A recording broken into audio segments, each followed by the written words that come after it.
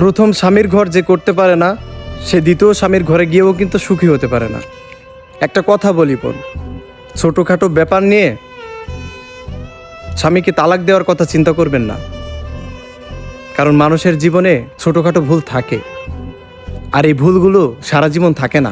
যাদের কথা শুনে আপনার হাজব্যান্ডকে তালাক দেওয়ার কথা চিন্তা করছেন, দেখবেন তালাক দেওয়ার পর যখন আপনার কলঙ্কের দাগ লাগবে না, তখন কিন্তু আপনাকে নিয়ে হাসাহাসি করবে, বলবে আপনার চরিত্রের সমস্যা, আপনি যদি ভালো হতেন তাহলে সংসার করতে পারতেন।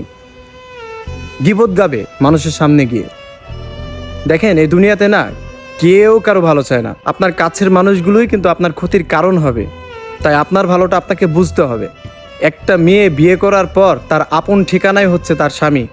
সেই স্বামীকে একটু চেনার চেষ্টা করেন, একটু বোঝার চেষ্টা করেন। ছোটোখাটো ভুলের ব্যাপারগুলো একটু এড়িয়ে চলেন, তার ভালো দিকগুলো একটু দেখেন, তাকে ধরে রাখার চেষ্টা করেন।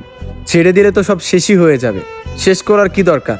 যদি পারেন নিজেকে একটু পরিবর্তন করেন, দেখবেন আপনার স্বামীও পরিবর্তন হবে। আর প্রথম স্বামীর ঘরেই কিন্তু আপনি সুখী হতে পারবেন। সুতরাং মানুষের কুটু কথায় কান দেবেন না, নিজের সর্বনাশ নিজে ডেকে আনবেন না।